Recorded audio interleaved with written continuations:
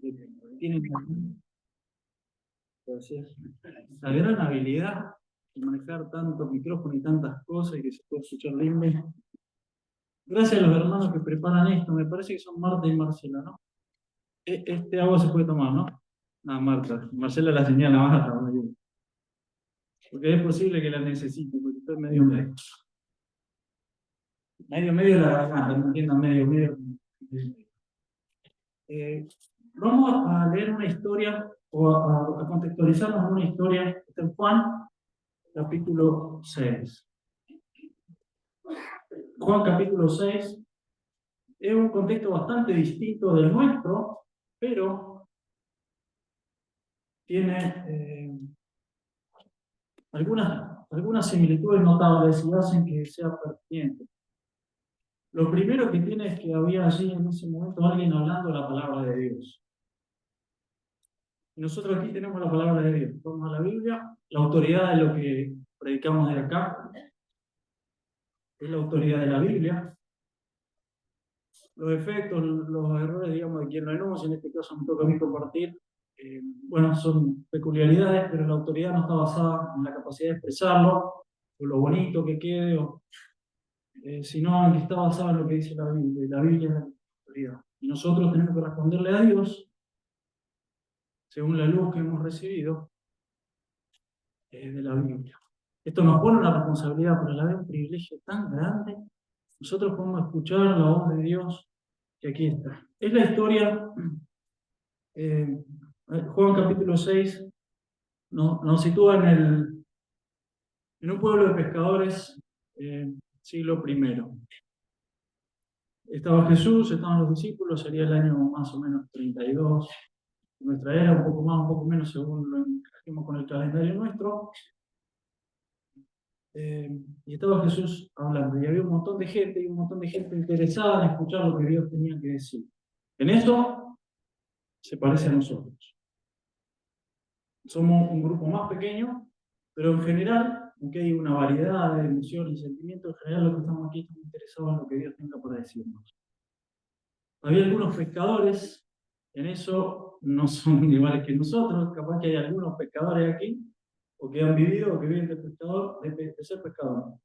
Hay quienes son pescadores aficionados, hay quienes cuando juegan al fútbol se quedan adelante como pescadores, y eso pueden quedar en offside, pero nosotros, digamos, tenemos en común con ellos que es un grupo de personas trabajadoras de distintas historias familiares, de distintos trasfondos, un poco de distinta situación económica, pero no es un grupo de potentados ni de personas que están en la calle, en general es un grupo un poco parecido. Y la palabra de Dios, que la dejó Dios escrita porque hoy nosotros, varios siglos después, escuchemos y respondamos como ellos respondieron. Quiero ir leyendo algunos versículos para ponerme en situación. Juan, capítulo 6, verso 10. Jesús dijo, haced recostar la gente. Y había mucha hierba en aquel lugar, y se recostaron como el número de 5.000 varones. Entonces, lo que está sucediendo, hay una multitud de gente, Jesús predica, y en un momento tenían hambre, y era imposible conseguir comida para tantos, encima estaban lejos de las ciudades, entonces el Señor va a hacer un milagro. Bueno, hagan que la gente se acomode. Había 5.000 hombres, lo que estimaron, sin contar las mujeres y los niños, había más. El verso 14, después de que Jesús hace un milagro y multiplica los panes y los peces, ¿se escucha más o menos bien ahí? Sí.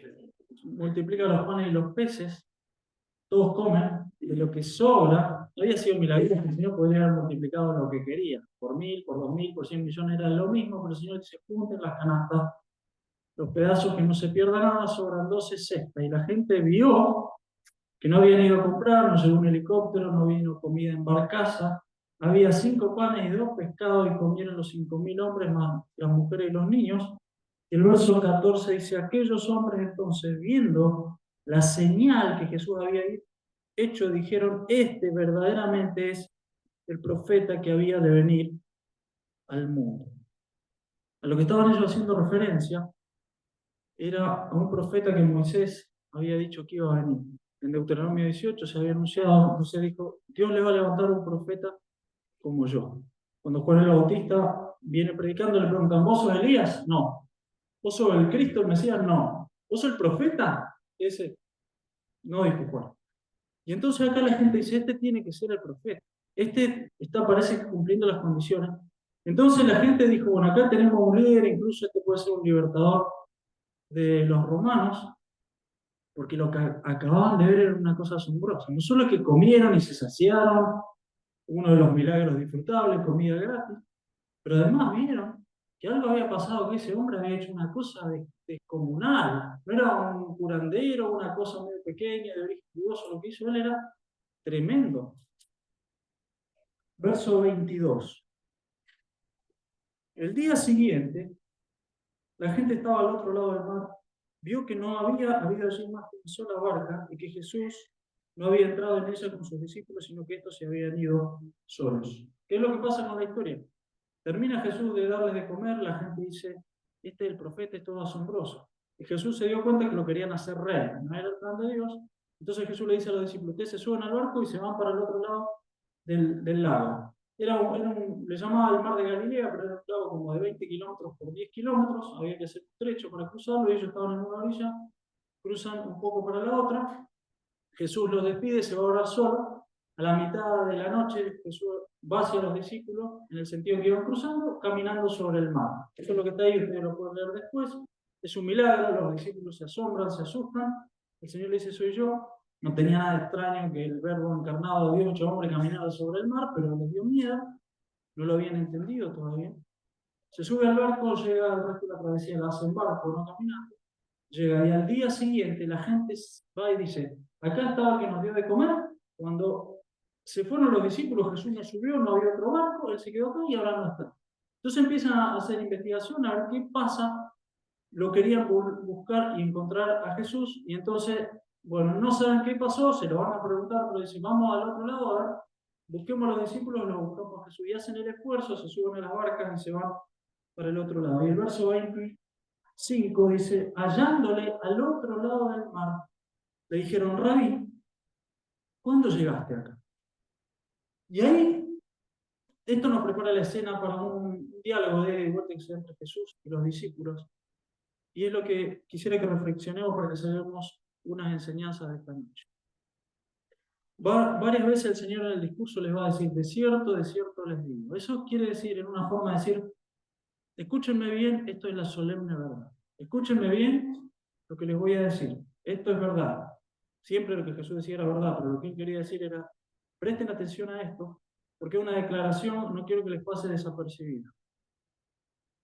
Y lo que sucedió es que un montón de personas que disfrutaron el beneficio del milagro y que tenían inquietudes por buscar a Dios, hacen el esfuerzo y caminan y se mueven para encontrarse con Jesús. En un sentido parecido a como somos nosotros acá. Hay en nosotros un interés, hay una historia detrás de nosotros, hemos luchado, hemos peleado cosas, hemos vivido, nos ha dolido, hemos tenido victorias y derrotas. Venimos con nuestra concepción de lo que es Dios, de la relación con Dios, de cómo estamos ante Dios, de si nos toca hoy la hora de partir, qué va a suceder del otro lado, cómo nos vamos a presentar. Esa es nuestra situación y nos parecemos a ese grupo de gente, de agricultores, pescadores, la gente de ese momento, y que venían. A ver, yo quisiera que reflexionemos en tres cosas, tres sentencias en esta noche, que son las que se aplican. La primera, que vamos a leer algunos versículos, la podríamos titular así: tenemos que ocuparnos de lo importante. Tenemos que ocuparnos de lo importante. Porque también sucede muchas veces que en nuestra propia vida estamos entretenidos, estamos ocupados, estamos cansados, nos estamos dedicando a algo que en el fondo no es lo importante. Miren lo que dice el verso 26. Respondió Jesús a los que le preguntaron, ¿cuándo viniste? Y les dijo, de cierto os digo, que me buscáis no porque habéis visto las señales, sino porque comisteis el pan y os saciasteis. Y ahora les da un consejo, trabajad, no por la comida que perece, sino por la comida que a vida eterna permanece, la cual el Hijo del Hombre os dará. Porque a este señaló Dios el Padre. Entonces le dijeron, ¿qué debemos hacer para poner en práctica las obras de Dios? Fíjense que el Señor les dijo trabajar, es como si lo hubiera dicho obren, pongan manos a la obra, esfuércense por la comida, no la que se acaba como el pan y los peces que comieron ayer, porque ellos tienen hambre de nuevo, esfuércense, hagan obras, trabajen por la comida que perdura, la eterna. Y la gente le contestó, bueno, ¿qué obra, qué trabajo tenemos que hacer? En el verso 28, para poner en práctica las obras de Dios. Respondió Jesús y le dijo, esta es la obra de Dios, que creáis en el que Él ha enviado. Le dijeron entonces, bueno, ¿qué señal haces tú para que veamos y que creamos? ¿Qué obra haces? Nuestros padres comieron el maná en el desierto, como está escrito, pan del cielo les dio a comer. Esto a lo que estaba haciendo referencia, por si alguno no conoce la historia, es que cuando Israel salió de Egipto y tiene que caminar en el desierto y finalmente se alarga el viaje por muchos años, en el desierto te mata el calor, te mata el hambre, te mata la sed, te pueden matar las alimañas, las víboras, los escorpiones, a ellos casi los mata el mar, los mata el ejército, era una muerte segura para vagabundear por el desierto. Capaz un grupo de hombres a caballo y el ejército se salvaba, pero el pueblo, los niños, los ancianos, el ganado morían. Y estuvieron años vagando en el desierto. Dios todos los días les daba sombra, les daba calor, les daba agua y les daba comida. Y la comida se la daba con una especie de rocío que cada mañana aparecía como que caído del cielo, forma de escarcha, parecía una semilla, y ellos la molían, la hacían harina, la trataban de distintas maneras. De lunes o de domingo a viernes tenían esa comida, se echaba a perder al segundo día, pero la del viernes era distinta, aguantaba 2 días, y el sábado no recogían y comían. Por 40 años Israel comió el maná, y el día que ellos entraron y empezaron a comer de lo que había en la tierra, se acabó el milagro. Y ellos le van a decir al Señor, a ver, bueno, vos nos estás diciendo que lo que tenemos que hacer es creer en el que Él ha enviado. ¿Qué señal nos das para que te creamos? Mirá que el profeta, el que ellos esperaban, el que suponían que podía ser él, uno como Moisés, quizá uno superior a Moisés, dio pan del cielo. ¿Qué señal nos mostró vos? Mirá, Moisés hizo eso, va a hacer lo mismo. Y el verso 32 le dice, de cierto os digo, están equivocados, así que presten atención. No os dio Moisés el pan del cielo, mas mi Padre os da el verdadero pan del cielo. Porque el pan de Dios es aquel que descendió del cielo y que da vida al mundo. Le dijeron, Señor, danos siempre este pan. Frenamos aquí la lectura y quiero que pensemos por qué esto nos llama a reflexionar, a ocuparnos de lo importante. En primer lugar, aquí tenemos un grupo de gente que se había esforzado y estaba buscando a Dios y se esforzaba por buscar el milagro y por buscar la bendición. Y esa es a veces la razón por la cual las personas nos acercamos a Dios, a veces con mucho esfuerzo. A veces deseando quedarnos en casa, por ejemplo, los que estamos acá, quedarnos en casa tranquilos, en pantufla, viendo algo, comiendo algo, descansando. A veces, digamos, sacrificamos cosas lícitas, algún momento familiar, pero otras cosas hacemos no solo el domingo a esta hora, que nosotros nos esforzamos por buscar a Dios. Y muchas veces buscamos a Dios porque nos ha bendecido y pedimos un milagro. Hay veces que las personas realmente siguen a Dios y muchas veces Dios da el milagro y da la bendición. Y no lo que les había pasado, ellos les había dado de comer, le habían escuchado, habían estado contentos y le había dado lo que necesitaban. Y lo van a buscar. Y van a buscar que Él les satisfaga y que les bendiga. Nosotros buscamos a Dios para que nos bendiga. Pero el Señor le dice, miren, ustedes me vienen a buscar a mí no porque entendieron lo que la señal significa. Eso era una señal. Muchas señales hizo el Señor, que no solo eran milagros, eran también señales. No solo era algo sobrenatural, era algo con significado, por eso era señal. Porque tenían que entender lo que quería decir. El que estaba ahí era el mensajero de Dios, era Dios hecho hombre.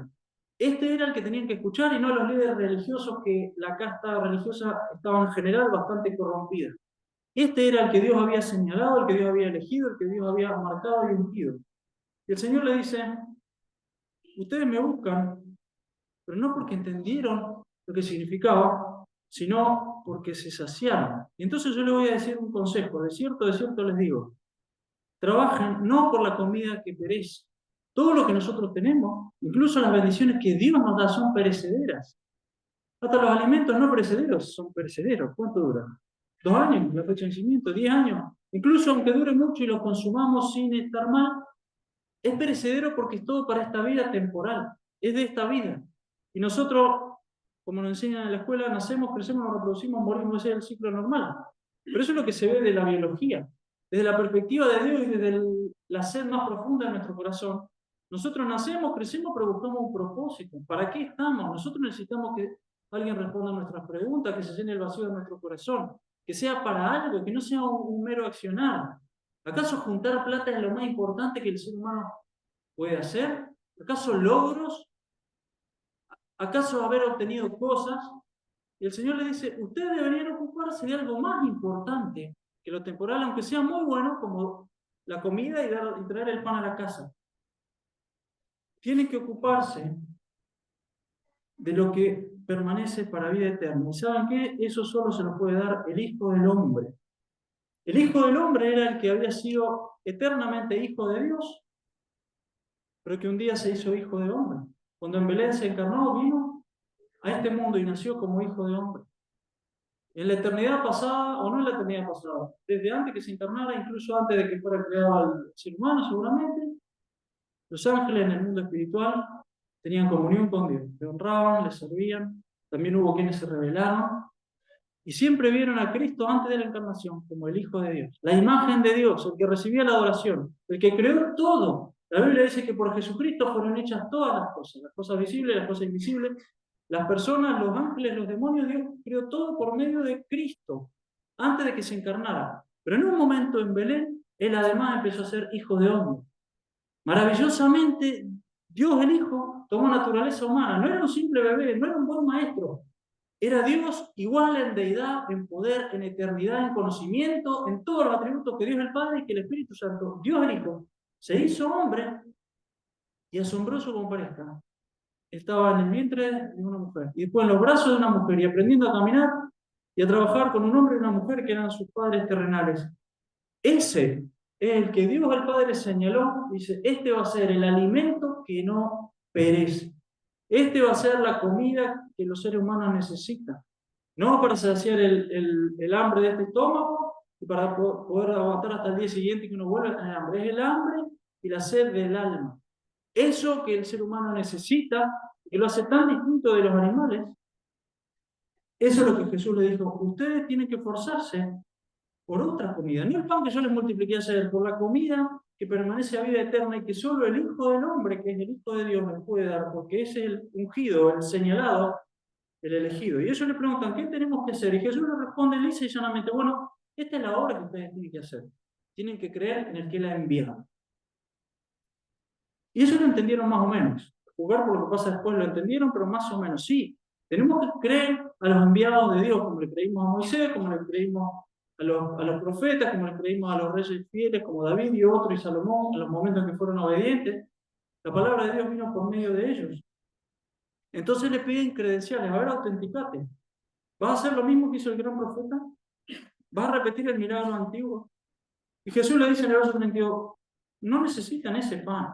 Ustedes no necesitan maná ni que repita el milagro. Ustedes necesitan el pan de vida. El verso 32 le dice, no les dio Moisés pan del cielo. ¿Otra vez lo quieren? Eso van a morir. Ustedes necesitan algo mejor que lo que dio Moisés. Ustedes necesitan el pan de vida. Y el verso 33 dice, el pan de Dios es aquel que descendió del cielo y da vida al mundo. Entonces ellos van empezando a entender.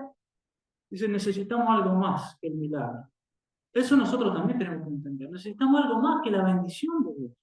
Necesitamos que Dios nos cuide, necesitamos que Dios nos bendiga, necesitamos que Dios ordene nuestra vida, necesitamos que Dios nos saque de un pozo, no sé para dónde disparar, necesito a Dios.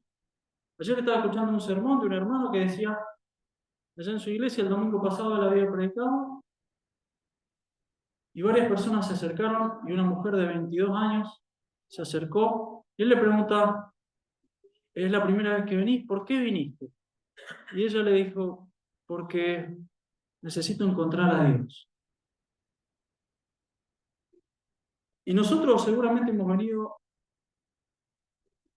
hoy y otras veces buscando a Dios, a veces buscando la bendición. Necesito que Dios me ayude en esta situación. Estoy pasando por grandes problemas económicos, estoy pasando por depresión, estoy pasando por dolor, no puedo salir, estoy asustado, me mandé una macana o lo que sea. Y nosotros buscamos que Dios intervenga en nuestra vida y que nos sane.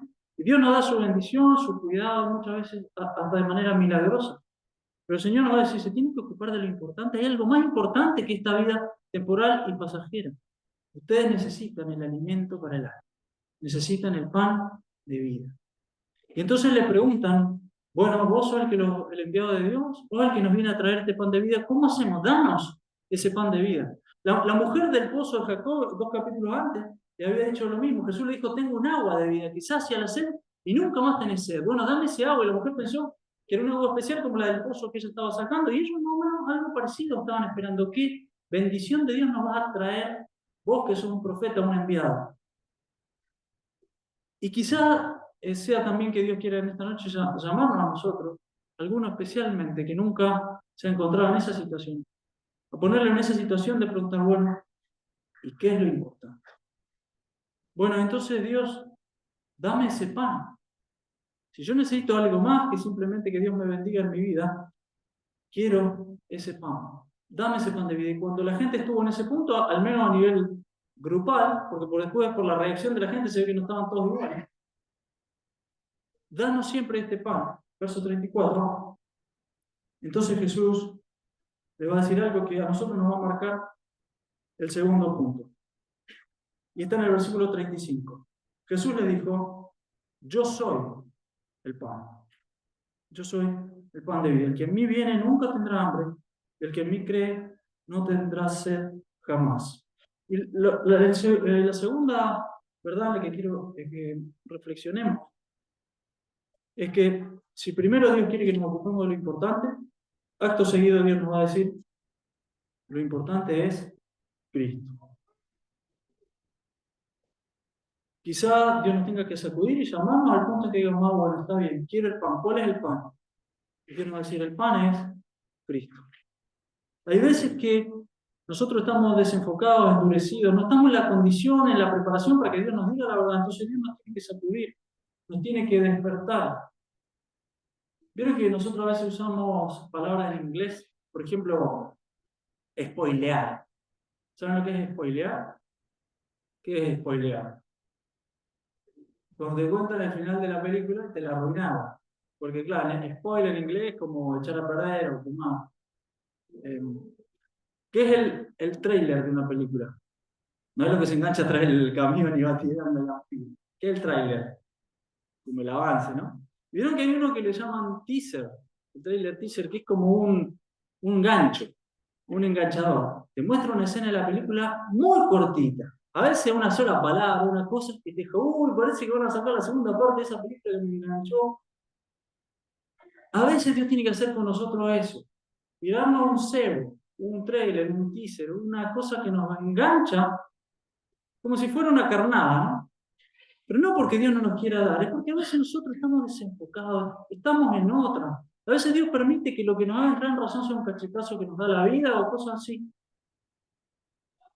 Y Dios nos quiere decir, hay que ocuparse de lo que a Dios le importa, de lo eterno, de lo que no va a pasar, no de lo que entretiene un ratito y después te deja igual que antes o más vacío.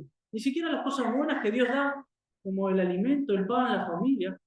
Dios quiere que nos ocupemos de lo importante. Entonces, si logró captar nuestra atención, si Dios logró captar tu atención, Dios te va a decir, bueno, lo importante, lo que te tenés que ocupar es Cristo.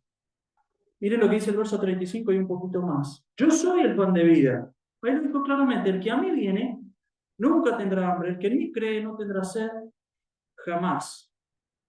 Mas os he dicho que aunque me habéis visto, no creéis.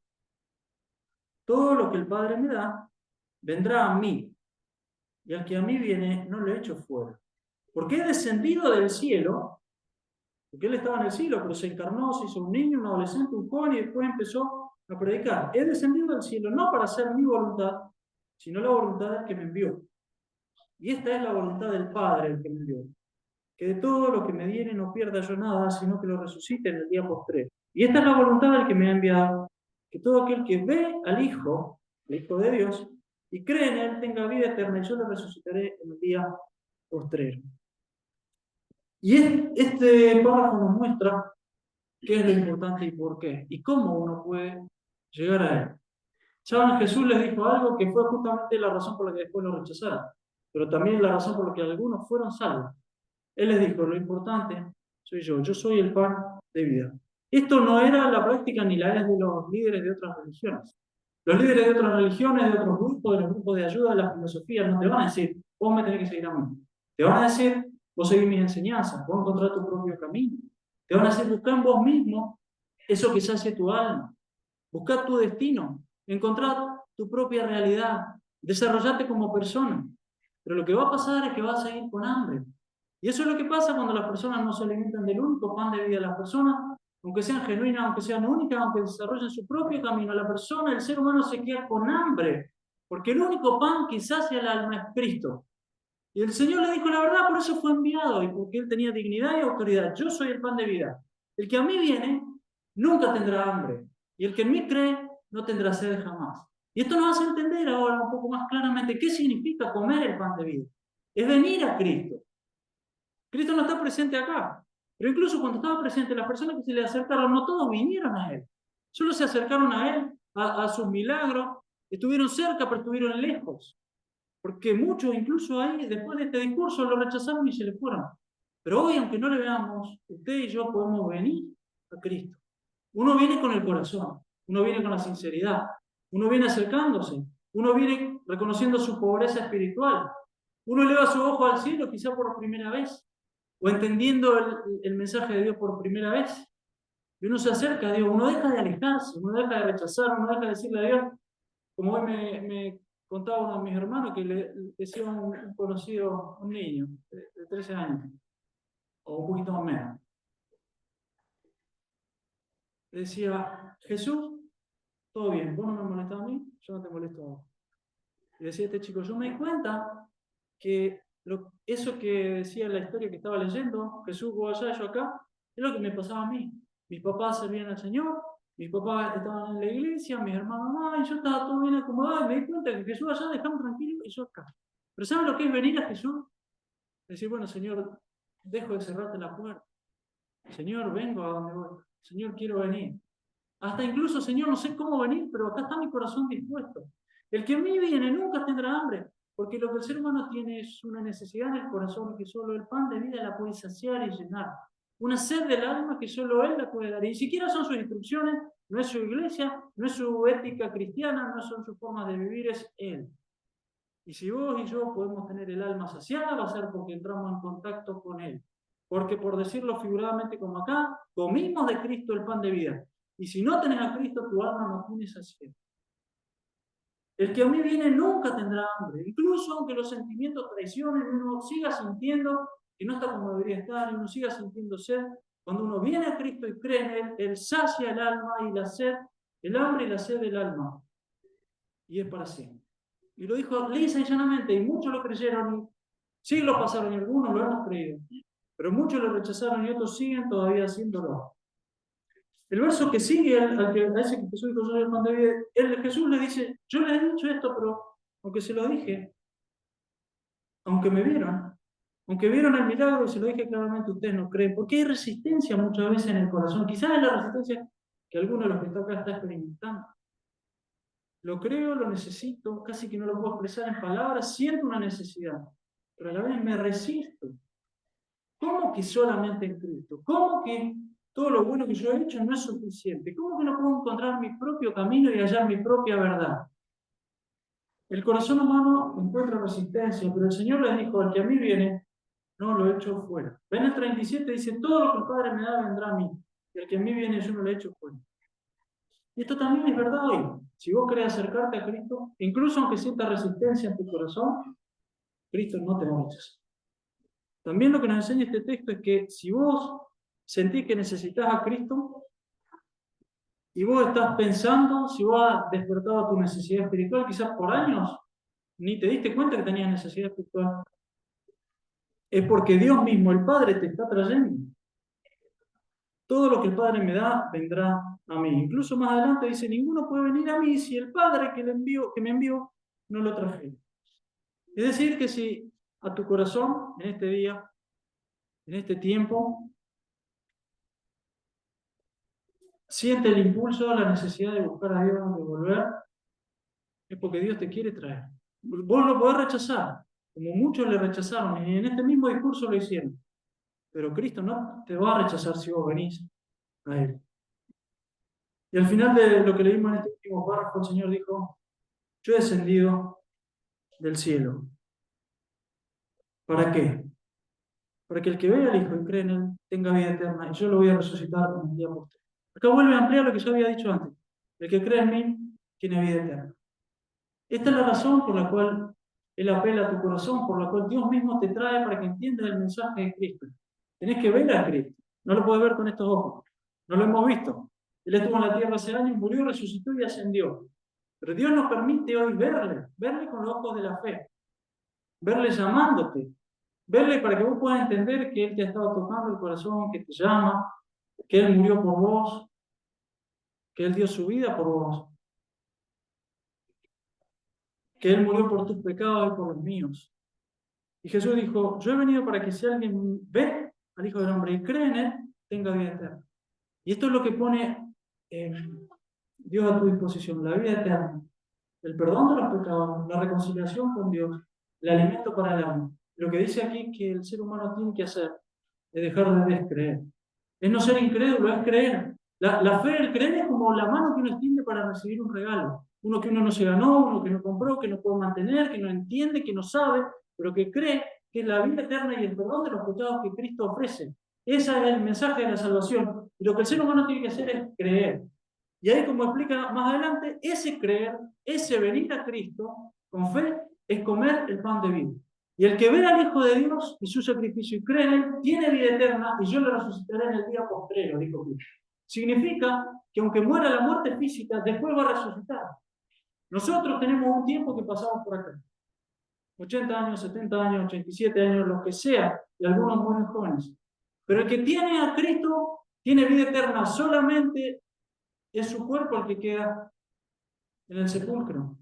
Durante todo el tiempo que ocurre desde la fecha final de la lápida hasta la resurrección de los muertos, el alma sin cuerpo va a pasar a estar en la presencia del Señor, en paz, esperando la resurrección de los muertos. Y en el día final, el día postrero, Jesucristo le va a resucitar. Y eso es lo que Él dijo. El que cree en mí hoy tiene vida eterna, porque solamente puedes ser atacado por la muerte física, pero no va por la muerte espiritual ni la muerte eterna, la muerte segunda.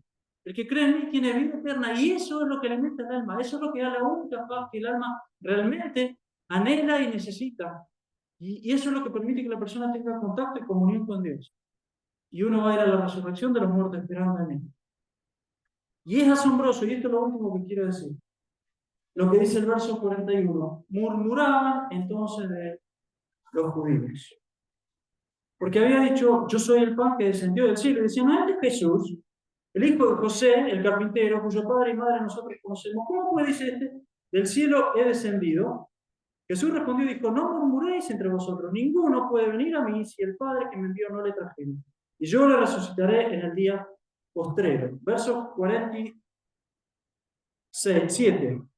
De cierto os digo, el que cree en mí tiene vida eterna. Yo soy el pan de vida. Lo primero que dijimos recién cuando empezamos, hay que ocuparse de lo importante. Lo otro que dijimos es que para Dios, y debería serlo para mí, para vos, lo importante es Cristo. ¿Qué vas a hacer con Cristo? ¿Cómo está tu vida en relación con Cristo? ¿Tenés comunión con Cristo o no? ¿Te has acercado al pueblo de Cristo pero no a Cristo? ¿Recibiste a Cristo? ¿Está en tu corazón Cristo? ¿Fuiste salvo por el sacrificio de Cristo? ¿Fueron perdonados tus pecados? ¿Comiste en el sentido de creíste? ¿Recibiste a Cristo o no? Eso es lo importante. Y lo tercero es que es tu respuesta la que tenés que dar y nadie la puede dar por vos. Hay que ocuparse de lo importante. Lo importante es Cristo. ¿Qué vas a hacer? Algunos lo rechazaron. Fíjense, eran las personas que le buscaron, las personas que disfrutaron del milagro, las que investigaron y cruzaron el mar para buscarle, las que estuvieron dispuestas a decir, bueno, vos sos el emisario de Dios, te queremos escuchar. Pero no estuvieron dispuestos a aceptar la pretensión de Jesús, que solamente había salvación. Hay personas que no están dispuestas a aceptar que Dios le diga, son pecadores. Yo soy una buena persona. Tus buenas obras no alcanzan, pero uno sabe todo lo que yo hice por el bien, cómo me he sacrificado por mi familia, cómo he ayudado a todas las personas, lo bueno que soy. Y Cristo viene a decir, no sirven tus obras de justicia, no son lo suficientemente buenos. Cristo tuvo que morir en la cruz y pagar los pecados porque uno y yo somos pecadores, no llegamos a la medida no llegamos a la línea, no cumplimos el requisito. Entonces nuestra única esperanza de saciar el alma y de recibir el perdón de pecados y la vida eterna es que Cristo murió por nosotros. Algunos murmuraban, ¿cómo este no va a ver? A Él lo vamos a necesitar. Que Él nos dé algo de Dios, pero a Él lo vamos a necesitar. Y muchas personas se quedaron sin salvación por no recibir a Cristo. Y Cristo le dijo, no sean rebeldes, no murmuren. Porque miren que si ustedes vienen y me creen es porque Dios lo está trayendo, pero Dios no puede dejar de traer. Dios le está tocando el corazón y se lo quiere ablandar. Pero Dios puede decir, si no crees más, se te acabaron las oportunidades y entonces tu corazón se endurece. Si vos vas a venir a Cristo y hoy tenés la oportunidad de abrir tu corazón, no desaproveches la oportunidad porque no sabes si es la última que Dios te está dando. Pero además, esto significa que rechazar a Cristo es rechazar a Dios. Porque lo único que Dios tiene para darte y la única oportunidad de salvación para vos y para mí es Cristo. Pero también hay una nota de esperanza, ¿sabes por qué? Porque si vos sentís en tu corazón el peso y la necesidad de creer en Cristo, es porque Dios lo está poniendo, porque te está tocando a tu conciencia. No has sido la peor persona que pueda haber, pero sos malo, sos pecador, estás en deuda conmigo, vos conocés tus pecados, yo los conozco mejor. Necesitas el perdón de Dios. Y Dios te está tocando el corazón y Dios te quiere traer y vos tenés que responder en fe. ¿Crees? Jesús se lo dijo, el que cree en mí, y se lo dijo con el desierto, desierto. Verso 47, desierto, desierto os digo, el que cree en mí tiene vida eterna porque yo soy el pan de vida. ¿Vas a creer en el que sacia el hambre y la sed del alma? ¿Vas a creer en el único que puede darte vida de verdad para esta vida presente y vida de verdad para después de la muerte física y vida para la eternidad? Yo quiero terminar haciendo una oración, pero antes de que todos cerremos los ojos por orar, antes de eso, yo quiero que pensemos esto. Quizá alguien hoy quiere abrirle el corazón así y le quiere decir, yo te quiero recibir. Y quizá no sepa cómo. Esta semana alguien me dijo, no sé orar. Bueno, no importa. Lo que interrumpe la oración es que no sea sincera. Pero si la oración es conforme a la palabra, expresarle al corazón a Dios de oración. Pero quizás puede decirle, ahora enseguida cerramos el ojo y vamos a orar así, pero podría ser una expresión como esta, decirle, Dios, yo quiero recibir a Cristo. Yo quiero creer. Yo necesito el pan de vida. No me alcanza mi propio pan, no me alcanza mi propia fuerza. Creo que soy un pecador. Creo que Jesús murió por mí. Quiero recibir el pan de vida. Quizá alguien hoy quiera hacer esa oración. Y como Dios puede escuchar tu oración allí en el banco rojo en el que estás sentado, ahora vamos todos a cerrar los ojos y a estar en silencio. Podemos inclinar la cabeza y presentarnos delante de Dios. Y cada uno está en un sentido solo ante Dios. Si vos querés orar a Dios así, decilo. Como dijimos recién, Dios, soy un pecador. Me doy cuenta que no puedo saciar el hambre de mi corazón. Pero quiero recibir el pan de vida. Quiero aceptar a Cristo.